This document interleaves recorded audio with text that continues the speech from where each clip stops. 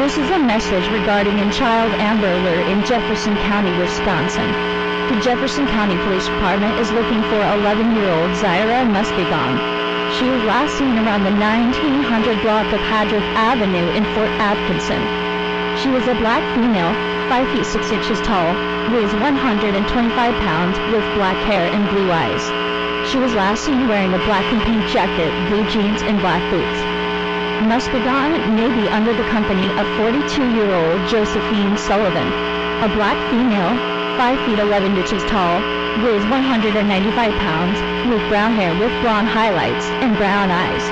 She was last seen wearing a black hoodie, black sweatpants, and brown Uggs. The two may be traveling in a 2003 tan Lexus EAS 300 sedan with Wisconsin plates bearing ARZ 7503. It was last seen traveling south of Interstate 90 heading toward the Illinois border. If you have any information about the vehicle, suspect, or child, please call 911. Do not attempt to approach the suspect, as you may put yourself or the child in danger. This is an Amber Alert.